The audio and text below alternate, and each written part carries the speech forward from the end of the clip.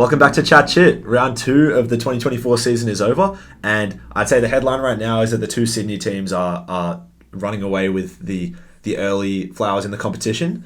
Let's start off straight away with our top 5 players, but what were your thoughts? I agree with you. The two Sydney teams look the two most dominant teams in the competition at the moment, up with Carlton, who obviously didn't play this week. But I think let's just jump straight into the top 5 players. Top 5 players of the round. Okay, so I'm just going to give some honourable mentions here. Cody Waitman, 6 goals. He doesn't make my top 5 because he didn't do a lot after the first quarter. I think he kicked 4 or 5 in the first quarter. He did kick 4 in the first quarter. So, yeah, honourable mention to him because they pretty much won that game at quarter time. And an honourable mention as well to Christian Petrarca, who had an awesome game again. Same with round 0, same with round 1, 29 disposals, 4 goal assists, 86%. I mean, just incredible. I'll jump into my 5th. I put Wangani Malira at number 5, 32 disposals, 25 kicks. And they were good kicks. They were very, very good kicks. And it's just, he's very, I think the right word to say, he's lethal off half-back. That's how St Kilda half-back line, once Sinclair gets going again after his injury, it looks quite scary. Especially if you turn the ball over to St Kilda, be careful. He's one of those players that has always looked like, as soon as he debuted, just looks like a really natural footballer. Someone like sort of Lockie Whitfield when he was young, but you never really know, I don't know, is he physical enough? Does he really have it to become elite? But he's already just one of the elite halfbacks, and he's shown. He's great. He's great to watch. Yeah. I mean, he's one of the guys like Errol Goulden for the Swans that you just want him to have the ball at his feet. Yeah, absolutely. I'll go through my honourable mentions. I had 3 honourable mentions because I thought there were a lot of good performances this round. Yeah. Cody Waitman and Isaiah Wangani Malira, okay. I've got in my honourable mentions, and I've also got Tom Papley in my honourable mentions. I don't know if he'll be in your top 5, I'm guessing he is, but he was absolutely electric. Just, it's pretty difficult not putting him in when we love Tom Papley. He gets 4 goals and about 24 touches, and just in a really heated game against Essendon, that's where Tom Papley thrives. He absolutely loved it. Get the crowd going when there was the Peter Wright thing, which we'll talk about a little bit later. Yeah, there are just a couple of players in the league that just, you know that they're going to show up in those tough, contested games and that are tight and heated. And Tom Papley is one of those guys. Did you see what he said at the halftime interview? When they were walking off the ground and the reporter comes on and gets him while he's walking off. And his comment was, they're not really going for the ball. They're just trying to get us off around the ground. Yeah, I saw that in an interview after the game as well. But we'll get into more of that earlier about the Peter Wright incident. But Tom Papley definitely says what he thinks. Yeah, so I'll jump straight into my number 4, which was Tom Papley. 4 goals, 24 disposals at 75%. I know I say the same stats over and over again, but they are pretty important stats. Like you pretty much just said, he just took the game by the scruff of his hands. And I wouldn't say he won it by himself, but when you can guarantee a clearance. When he starts in the middle, he can go forward. He kicks goals. He sets teammates up. He gets the team going. Motivation. Yeah, but you said most of it. I'll let you go. Go number 4. I've got my number 5 and 4 because I just said my honourable mentions. But yeah, with Papley, as Heaney said in the post game, Papley's clearance work is so underrated across the league. Like he's seen as a bit of a pinch hitter, which he sort of is in terms of the time he spends in the middle. But when he's in there, him and sort of like Shea Bolton are two of those elite forward pockets where they just have all the skills. It doesn't really matter where you put them on the ground; they're going to dominate. And so I'll go into mine. At number 5, I've got the Bont. Okay. He was huge today against Gold Coast. Just 2 goals and 32. Just casually, like he does every week. Yeah, and he played cool. Like that's just sort of what you expect from him. Did you see that snap from about 45 metres against the wind in the last quarter? Yes. Wow. Yeah, the wind played such a massive part in that game. And then at number 4, we've got it. It's just past half time right now as we record this in the GWS game, but I've seen enough. Sam Taylor, number 4. There has not been a lot of high-quality footy in that game, while GWS are up 50-plus at this point and might win by 100 by the time you're seeing this. There's been some pretty weak football from GWS as well at points, lowering themselves to West Coast level, but Sam Taylor, just so dominant, and he does it every week, and he definitely deserves some recognition.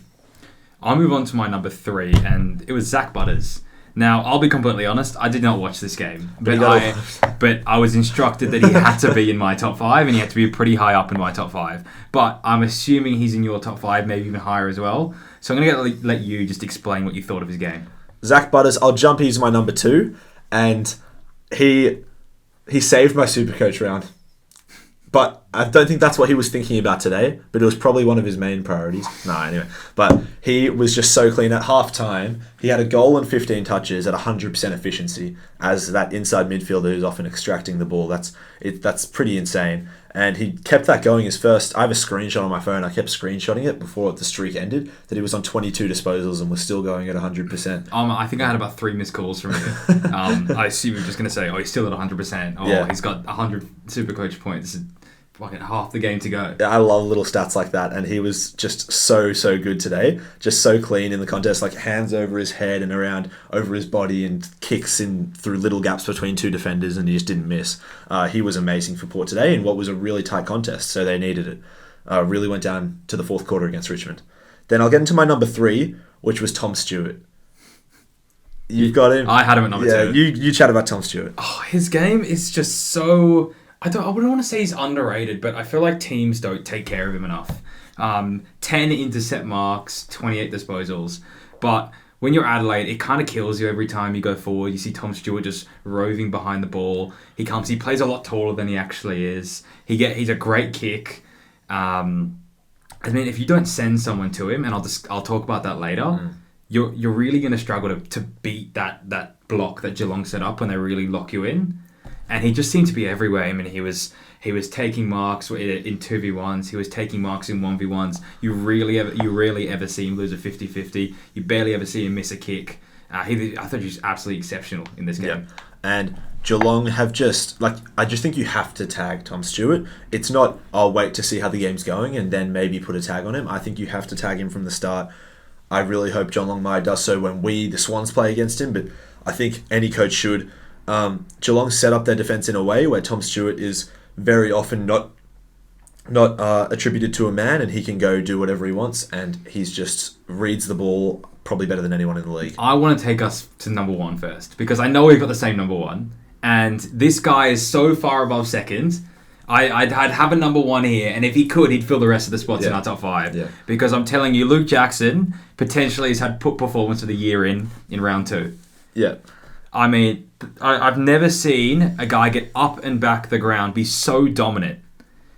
He's the Victor Wembanyama of the AFL. But it was unbelievable. He's in the middle. He wins his own ball. He touches the ball down. He's got the hand pass behind the back. He plays like a 6-foot midfielder, picking the ball up off the ground. You'll see him in behind, kicking goals. He's a great kick for goal. He played forward for Melbourne.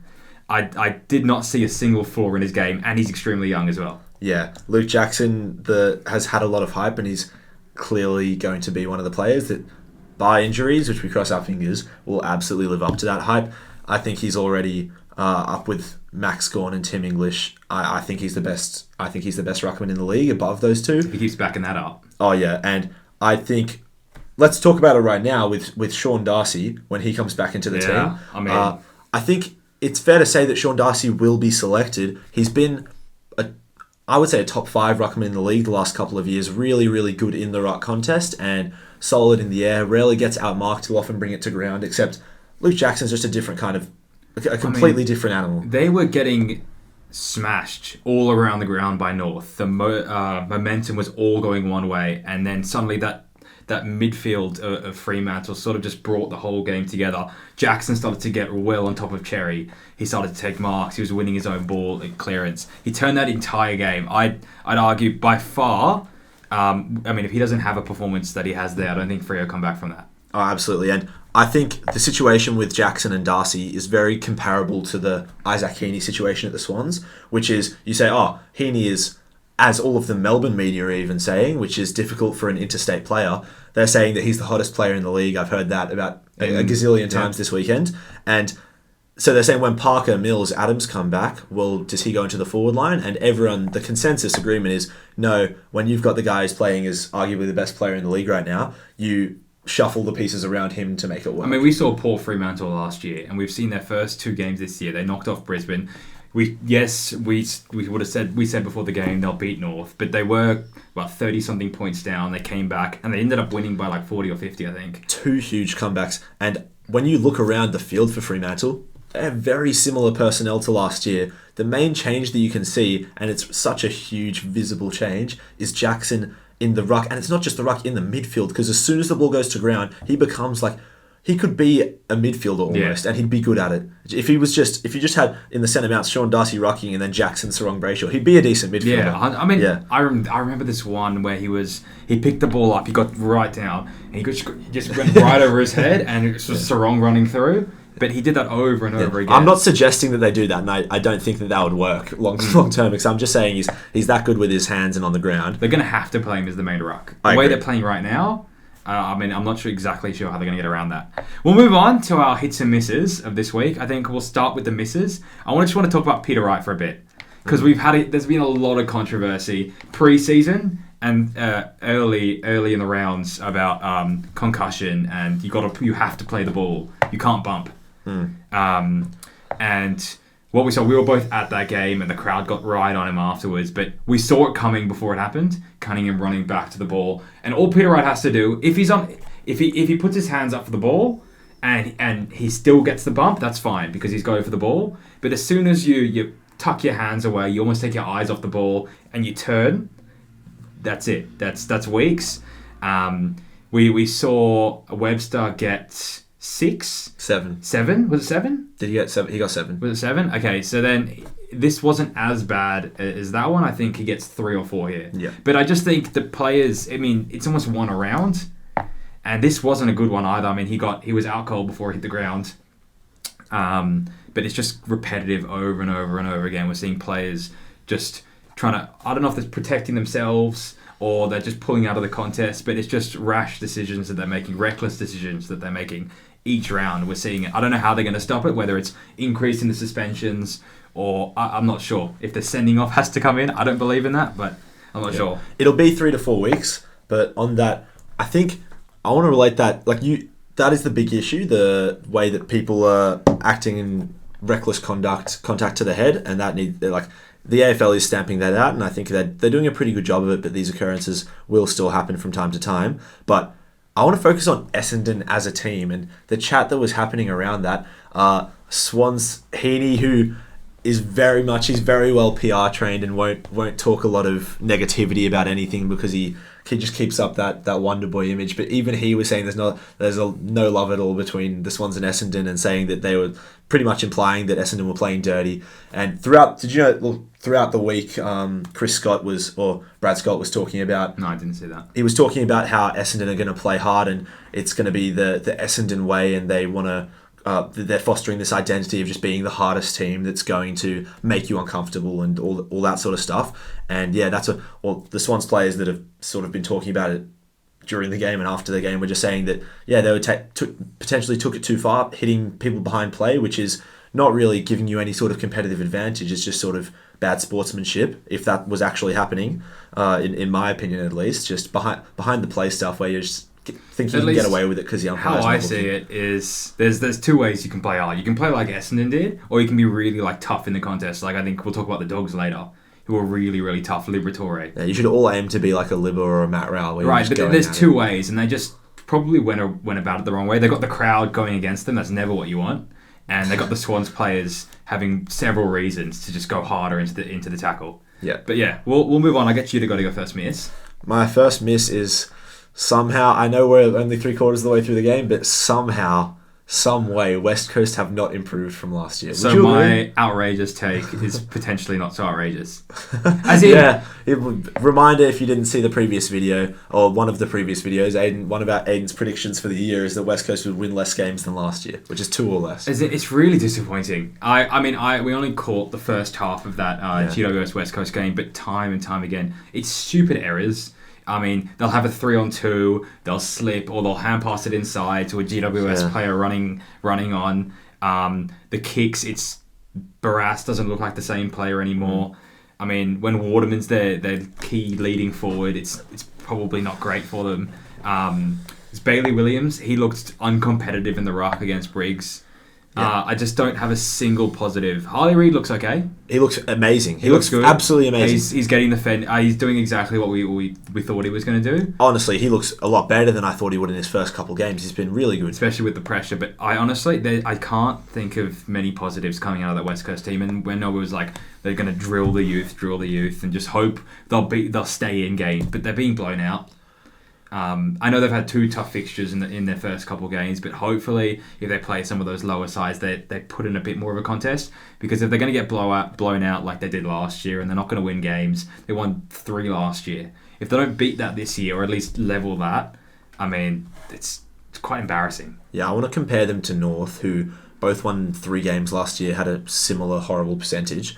Or North had a much higher percentage, but they were both pretty bad, and people were just talking about how both teams are a bit uncompetitive. When you compare the 2 teams, North, I think, are doing everything right and have a really exciting future because they've understood that they were going to be uncompetitive for a couple of years, and they've built up their young ranks, and they have a lot of really exciting players that are really skilled coming through. And when you look at the way that they're playing, yes, they're losing they've lost their first 2 games, but their skills and the way that they're executing is solid. They just have a lot of young guys that don't have as much fitness and strength as the other team and experience, and that means you're going to lose a large majority of your games. But they're building that when those players have that experience. I think North could be. This could sound crazy, but I think they could start competing for top 4 in 2-3 years' time. Or at least they're competitive. Yeah, absolutely. Right? And when you look at West Coast, we talked in the off season about the decision to keep the number 1 pick, and then you say, yeah, Harley Reid's looking great, but how much does that do for you when you don't have any other young talent around the ground that's looking like they're going to improve in the next few years in any significant way? All I'm saying is they could have had a guy like Sanders and someone else from those early picks. So whether that plays off, I know Harley Reid's great. If he stays with them for 15 years, they'll probably get their worth out of it. But yeah, we'll definitely have to come back to that. I'll move on to my second miss. It's Adelaide, but specifically Adelaide coaching. You mentioned it earlier about not sending someone to Tom Stewart, and they sent at one point in the game they sent Pedler to him, who didn't impact at all, and they didn't change anything up. And time after time, we talked about it earlier when we talked about in the top 5, but Tom Stewart was intercepting, they were rebounding, they weren't getting any sort of momentum going. So that's just one specific point. Adelaide as well, I think they're looking to be quite overrated from how he talked about them pre-season, but that specific point, not to realise that Tom Stewart, arguably Geelong's best player, is taking the game away from you, and not to go and tag him, which I assume 80 to 90% of other teams will go up and tag him, was a huge miss for me.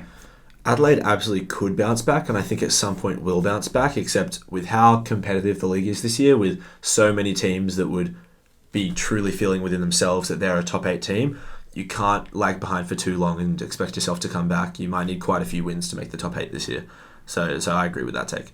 My second miss is we're missing the Collingwood aura. I think it's gone. I mean, I saw a stat about experienced player output, and they had De Goey, they had Pendlebury, they had Sidebottom. They had a couple more, but the percentage, how well they were doing was champion data, their statistics, their player statistics, and they'd all dropped off by over half since the final series last year. So whether they're potentially disinterested or just don't care, I'm not exactly sure. I think they care. They absolutely care. But especially, I think they probably care a lot more now than they did 3 weeks ago. I think they're realising they've got to do something. And I said Adelaide could bounce back, but I think Collingwood will bounce back in a strong way. But they might have to wait a little while to do so, because they've got a really hungry Brisbane at the Gabba who are desperate to get their first win. I mean, either Collingwood are 0-4 or Brisbane are 0-3. Yeah, and I don't think Brisbane are going to want to lose it. I don't see them losing their first 2 games at the Gabba this year.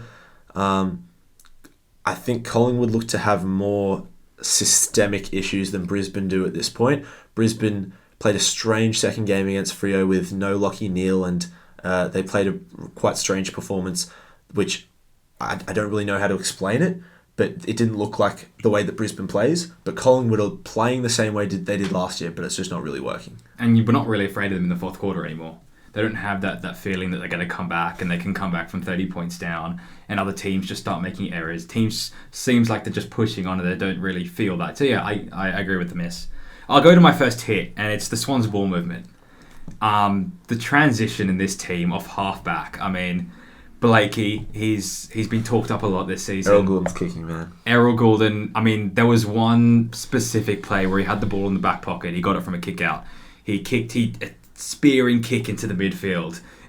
No one picked him up. That player kicked to another player. Goulden comes through for the hand pass and nails a kick between about 3 players. I think it was to Papley.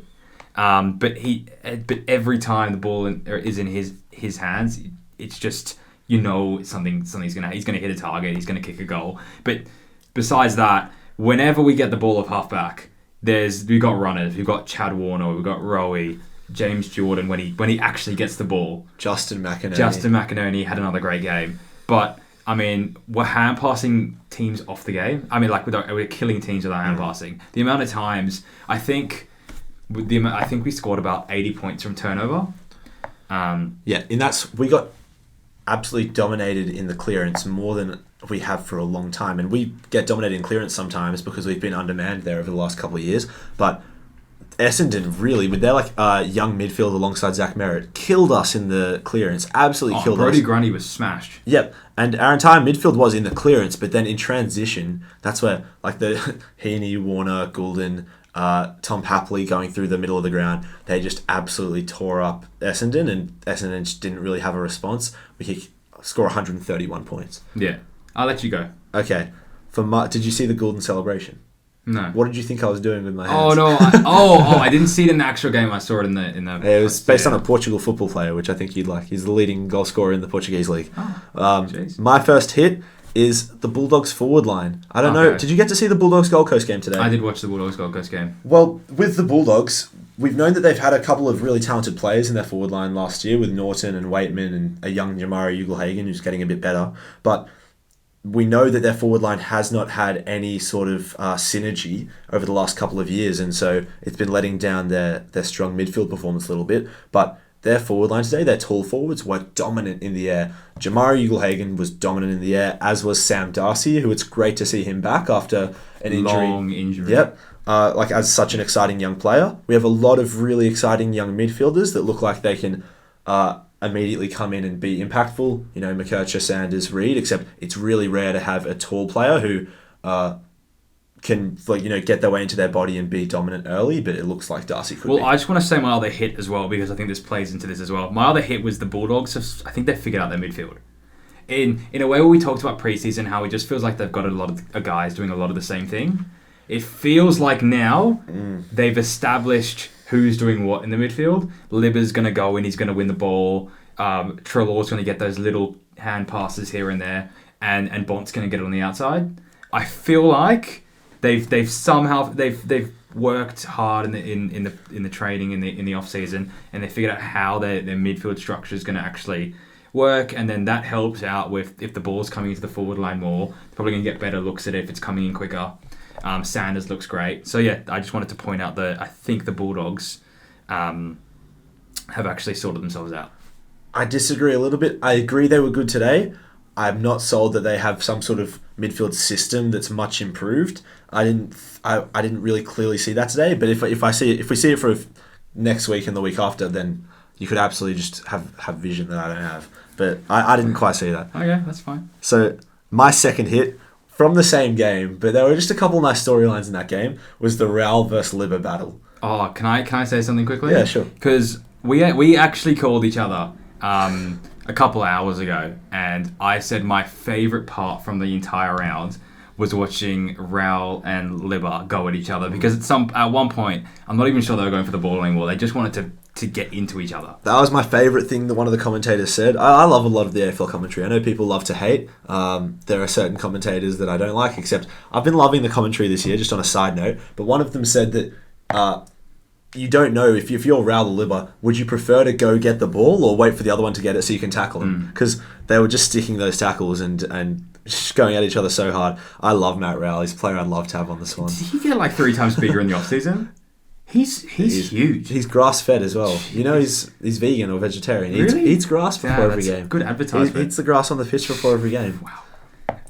He's a madman. They were great. There was one time, I don't know if you saw it, where Liberatore, it wasn't on Rao, but he waited for a Gold Coast player to pick up the ball just so he could nail him. I don't know if you saw that. I think it was in the third or fourth quarter. The Bulldogs player got down, and the Gold Coast player got down. Lib was eyeing him. He was right there. As he picked it up, he comes and absolutely nails him. Yeah. I love players that love a tackle, love getting rough, and that's how you get rough the right way. And I love that they just went at each other the whole game. They didn't try to get a break and Rao go to Treloar for a bit and Libba go to Anderson or anything. They just stuck at each other for the entire game. You're 100% right. I love the commentators picked up on that, and they were on that the whole game. They were absolutely loving it. They were with it every time they were together. Who's going to get out on this one? And there was one time where they were both in the ground, like, Libba's popped up with the ball. I'd hate to have to tackle Matt Rao. He just wrestles so hard. I can't see how anyone can stick a tackle against him. But anyway, going on to our next segment, we're just going to talk through a few of the key games, which we've touched on within these first couple segments. But let's start off with St Kilda versus Collingwood on Thursday night. St Kilda, we had some negative things to say about them after round one, but after round one, but I was really high on them in the off-season, and they showed me what I wanted to see here, which was a team which is strong all over the ground and especially really strong defensively. And Jack Steele is absolutely back to his best. We saw he was a little bit slow last year, I thought, after a couple of All-Australian years. Multiple All-Australian years, but he was really, really good. I haven't seen him look that sort of silky and move that well for a long time.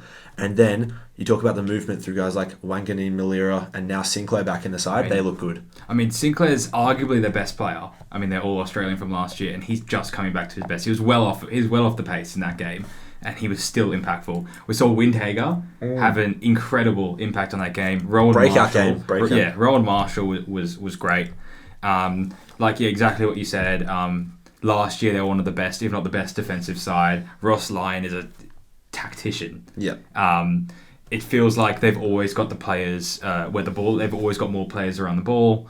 Like we talked about earlier, they're great off half back. King's looking great. He's really presenting up the ground and taking those big marks that we were hoping he was going to do a couple of seasons ago.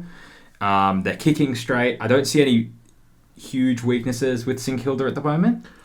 I want to give a mention to, just before we move on to the next... we'll talk about Collingwood briefly. We already have, but I want to give a mention to someone who I think is one of the most underrated players in the league right now, which is Mitch Owens. Another young guy. There's so many exciting young players in the league right now. Mitch Owens is absolutely up there, and he is so good all over the ground. I see him eventually going in the midfield to become a big body midfielder once he has another couple off seasons, or maybe just one more off season to put some muscle on him. And he is so exciting and so strong in the air. He's going to be one of those midfielders who can dominate overhead, like a Cripps, Bontempelli, Parker, dominate overhead and then be really good in the underground in the contest too. Just last thing, did we want to talk about Nick Dacos? I guess we do. I just want to point out that was potentially his worst or second worst game, but with that Hawthorn game that he had when he got tagged out last year. He almost seemed like he wasn't up for the contest. St Kilda were well up. They were up for a physical battle. I think Dacos was absolutely up for the contest. He was running his butt off full game and he kept going at it and trying to get in the contest, and then they tried to chuck him on half back. He was absolutely trying, but he just got shut down the entire game. In the contest, Collingwood St Kilda were getting there first. Rowan Marshall was winning a majority of the hit-outs, and if not, he wasn't really letting Cox or Cameron get anything to advantage. And then the Steele and Windhager on the ground were just dominating him. And then when he tried to get on half back, I'm not sure if he got hard tagged, but I know Seb Ross went to him for a bit, but he just could not get any sort of handle on the game. I've never seen him look so rushed, because the thing with Dacos is it's almost, I know that it's sort of like the big brother little brother thing, but he has that Pendlebury aura where he has so much time and space. He had none of that this game. St Kilda were really strategically good. And Collingwood's solution was to put the other Dacos in the midfield, which did work out for them. Josh Dacos had a great game. Very good player. But yeah, we'll move on to the next game. I just wanted to touch on the Geelong-Adelaide game. And like we said last week, it's really unfortunate, but Geelong are back. They look great. Tom Stewart was awesome. Graham Myers was awesome. Jeremy Cameron was great. Is Tom Hawkins getting older? Like, they I don't know. It's really unfortunate. But I think by the end of the season, we can probably have a YouTube short or just an entire video, just a compilation of me just sinking into my seat every time you bring Geelong up. Because I reckon they'll just be good this year. It's really unfortunate because Dangerfield was great. The only way I see them dropping off now is injuries. That's literally the only thing I can see because they are a pretty old side. They do rely a lot on experience, but even that they've got guys like Dempsey, their new forward who's coming through who looks great. But I hate it. I think Jeremy Cameron and Tom Hawkins have already shut down any rumours that they are getting older, that they've regressed or gotten a year worse. They're clearly both still dominant key forwards, two of the best in the league, which pains me to say, but it's the truth. And I think they have arguably the strongest forward line in the league, maybe alongside GWS and Brisbane when they're fully fit. That forward line of Hawkins and Cameron. Then you've got on the ground, you've got Ollie Henry when he plays up forward, and Brian Myers, one of the premier creators, and now Dempsey. Yeah, and now Dempsey. I mean, they're Adelaide, absolutely dominant up there. Adelaide as well. They were really disappointing again. They again saved at home as well. Saved their skin on the scorecard with some late goals, but really the way that this game went, they lost by 40 or 50, or they lost by about 40. They brought it back late a little bit in the garbage time. Small garbage time goals like they did last week. Yeah, it's unfortunate because we're expecting a little bit more from them at home, but yeah, I'm not sure. Adelaide are going to have to come play really differently to how they are now if they want to make the top 8. Yeah. Is there anything else you wanted to touch on with the Sydney Essendon game? We've talked about both those teams. Yeah, we've gone through it quite a bit. I think we can move on from there. And also the Bulldogs Gold Coast game. Let's quickly talk about Richmond versus Port. Yeah, I know. I didn't catch a whole lot of this game. I know you probably wanted to chat about it a bit more. Yeah, I think Richmond have looked decent in all 3 of their games. Or actually, in opening round, they were poor. Their midfield just got completely overran. But it's clear to me that the only real huge deficiency in Richmond's game is their midfield. Their defence is holding up solidly in places that they're missing. I think they're missing a good key back. That feel like they need Noah Bolter all over the field at points, which he can't be everywhere at once. But really, their midfield is just. I don't want to go on about it all season, but they have one of the weakest midfields in the league because they just don't have anyone that's producing anything quality out of the midfield. They have a couple decent ball winners. Tim Taranto is a good ball winner. Dion Prestia can be a good ball winner, but they don't have people producing quality apart from when Shea Bolton goes into the midfield. I mean, I didn't watch much of this game, but just looking at the stats, like Taranto, he did get 26 touches, but he went at 57%, so it's just him trying to get the clearance and hacking it out. And I'm assuming the ball would have just been picked up by the Port Adelaide halfbacks. We know the quality of Houston and the rest of their half-back line. But yeah, I didn't watch too much of this game, so I can't really comment. Yeah, it was a great game from Willem Drew, who I know is a lot of people's little favourite in the league because he's one of those guys that's really hard at it. You don't hear much about him. He had a really good game on the stats, which is nice to see for those guys that just always play hard. A goal in 27 with 10 score involvements for him. So now, well, just before we move on to the next segment, I just wanted to bring something up. Can Jack Higgins get goal of the year if the ball was out? He's already won goal of the year when he threw it. Do you remember that? Oh, the one where he threw it around the post and kicked it back. Yeah. Yeah.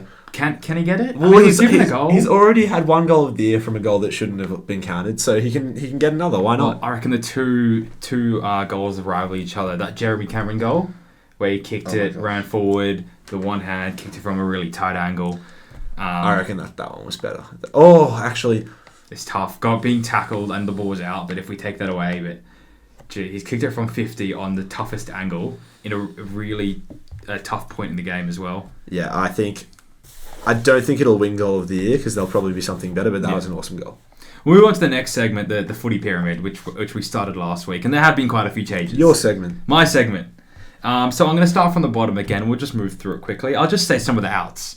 So, unfortunately, he's injured, but Lockie Neal's dropped out of the top 15. Poor guy, yeah.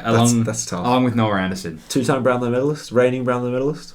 But yeah, you don't play it. It's unfortunate. Yeah. This is don't have a bye then. This is up-to-date rankings. And Noah Anderson was my other out.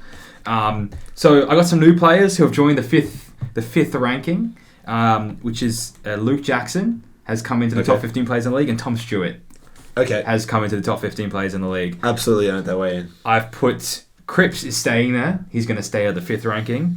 Toby Green has dropped down a ranking. He's now at the bottom. He has it's kind of weird that GWS have been so dominant, and we haven't seen the best of Toby Green, I don't think.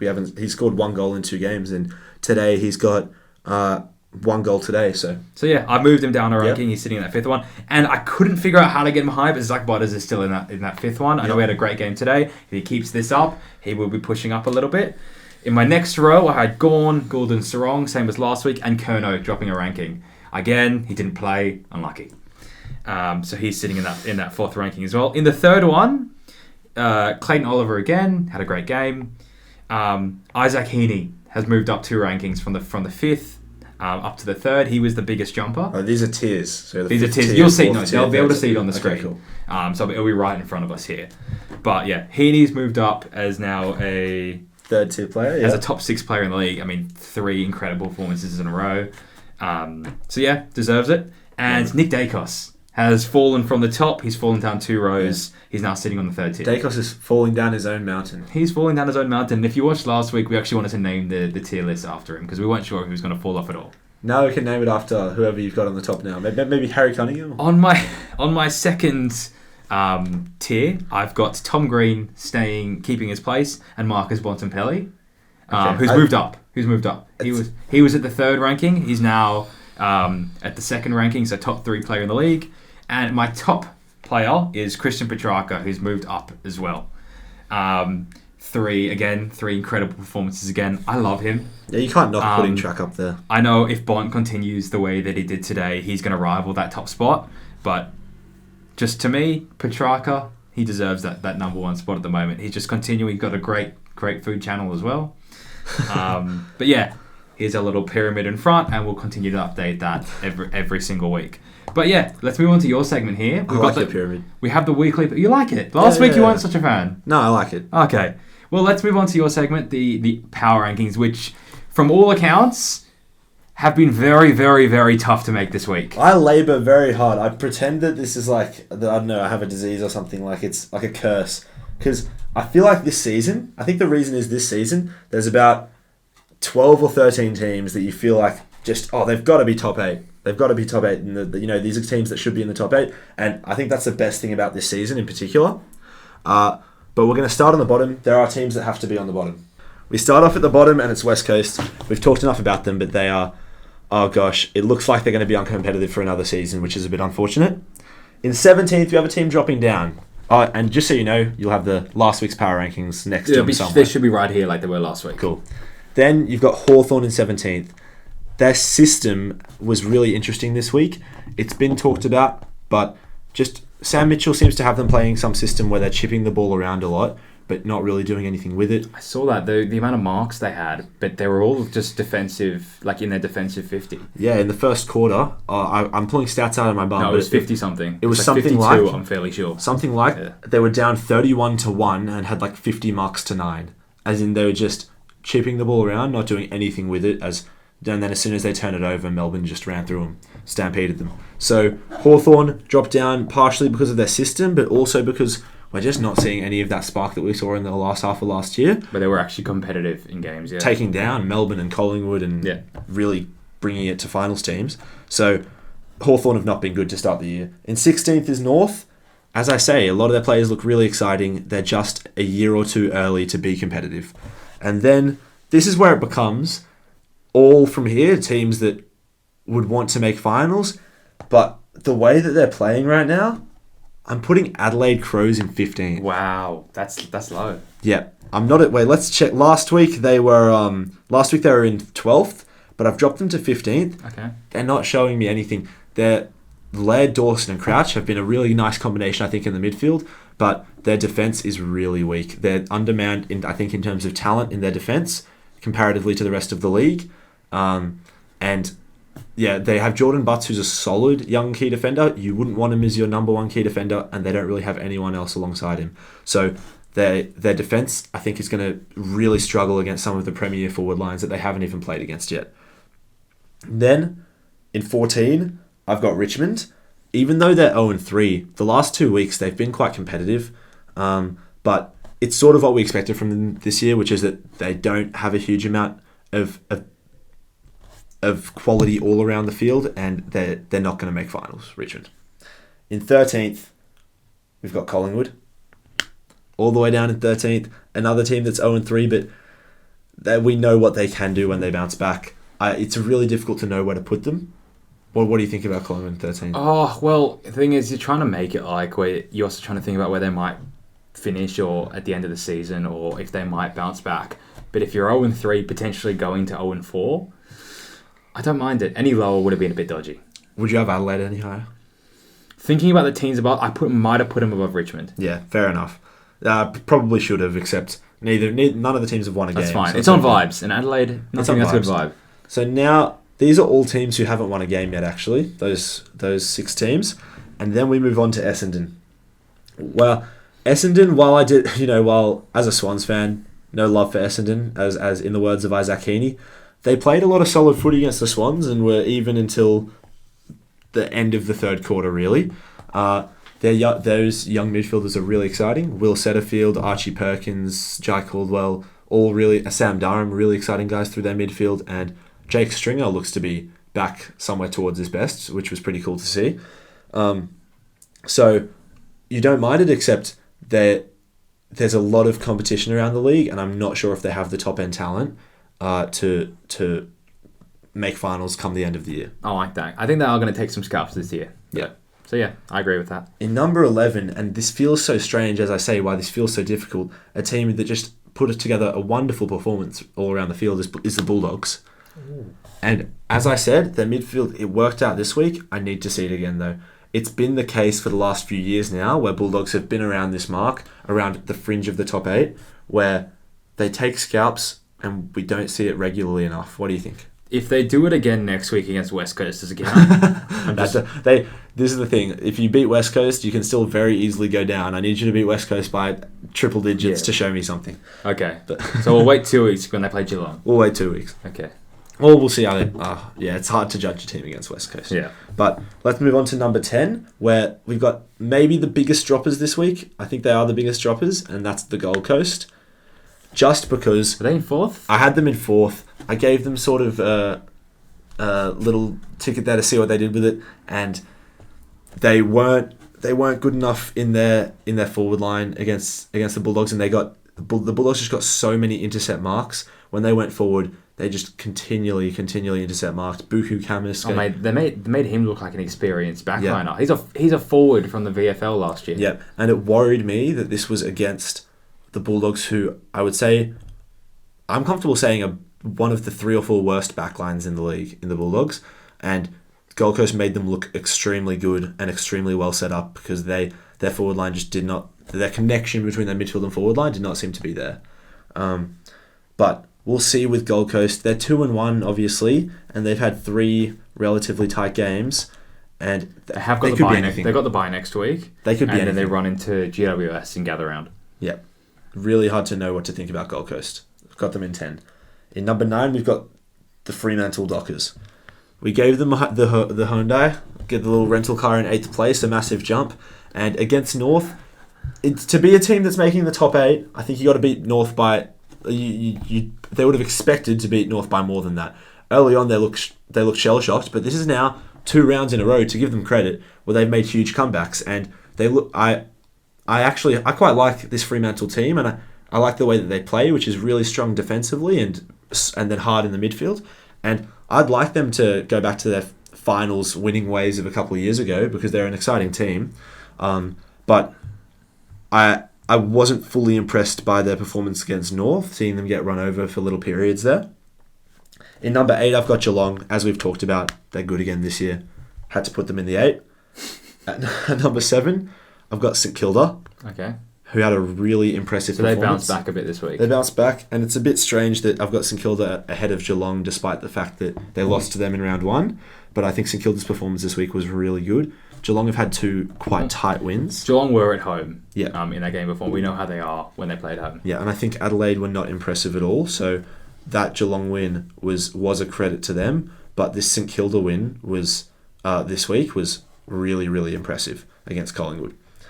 In number like that, and it's easy to say Collingwood are 0-3 now. Oh, you've just beat a team that was already 0-2, but you've got a the reigning premiers, who are desperate for a win, about to play their hearts out with a pretty fit team outside of Nathan Murphy. You still got to go there and beat them. You got to go there and beat them, and Collingwood were probably they probably gave them their best because they were so hungry for it. So fair enough to St Kilda. I would have only put them higher than this, not lower. In number 6, I've got Brisbane, who go down a spot after not playing. But huge game next week at the Gabba against Collingwood. So there could be big shifts between Brisbane and Collingwood there. In number 5, I've got Port Adelaide. Huge jump. Where were they last week? No, in last week they were in 7th. Okay, so not that. They've jumped up. They're 2-0, 2 good wins, and the one thing that concerns me is with their midfield is the Butters and Rosie, I think, have averaged 1 or 2 tackles each in the first couple of rounds. I know that they've played games where they've been able to sort of just win in a shootout and just charge forward when they have the ball. But the one thing that worries me with that balance is it's great to have a guy like Butters because he's one of the best midfielders in the league, but you need some balance around that. I think they're going to have to find a way to get Willem Drew in the midfield more as a more defensively minded midfielder. Maybe tell Ollie Wines or Jason Horne-Francis to play that role. But I'm worried that with Butters and Rosie in there, we sort of saw it in the back end of last year and in finals, that if it's not quite clicking, they can get teams can just burst out of the midfield against Port because they don't have that defensively minded player in there. Well, it's going to be a massive game next week against Melbourne. Who probably the team that you wouldn't want to run up against when you're potentially struggling in the midfield. Speaking of Melbourne in 4th, and so that is going to be maybe game of the round next week. Maybe Brisbane and Collingwood and Port Melbourne on Thursday night. Those will be the 2 games to look out for, really. And Swans versus whoever they're playing, or the most entertaining team in the league. But yeah, Melbourne have bounced back since that round 0 loss to the Swans, and not to talk up the Swans too much, but considering how they're playing, that round 0 loss looks a lot less embarrassing now for Melbourne. They lost to a team that's really clicking on all fronts, and Melbourne is a team with a couple of really key players in a transitional stage there, where you had Clayton Oliver returning from a bit of time away from the team, not having a full preseason, and you saw an underperforming Max Gawn. So seeing their 2 games since then, they've been really strong. They've looked like a top 4 team in those 2 games, and so you've got them in the top 4 there. Number 3, Carlton don't move. I'm really, really interested with Carlton. There are people who are so high on them. I don't quite see it, but you have to put them in 3 because they're playing really good footy, and I'm just interested to see if Voss can have them playing a system. They have the talent. They have the talent to win a premiership, but let's see if Voss can get them playing a system that can do it. Well, they've got a few rounds where you'd expect them to. They play North, then they play Freo, and then I believe they go and they play Adelaide, who they should beat, and then GWS. So that'll be an amazing game in 4 weeks' time, or in 5 weeks' time. I don't know, but in 4 weeks' time. 4 weeks' time. So that'll be a great game to see.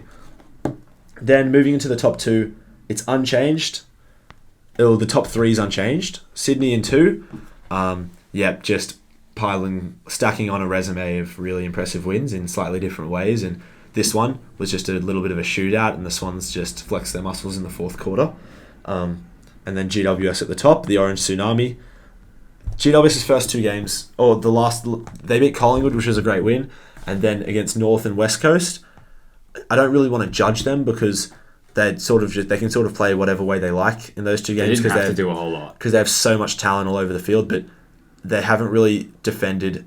They've just sort of left they've done the Liverpool FC strategy of just leave Van Dijk and Matip to defend and then fly everyone else forward. Make it a shootout, basically, and they're going to back themselves against those teams. Yeah. So I guess it's looked optically a bit concerning when West Coast and North are charging quite easily through the centre, apart from skill errors, without much resistance from GWS. But there's sort of a reason for that, and I think they'll play very differently against more competitive teams, and they played very differently against Collingwood. I have a question. Yep. So the Swans play Richmond next week, and the GWS obviously have a bye.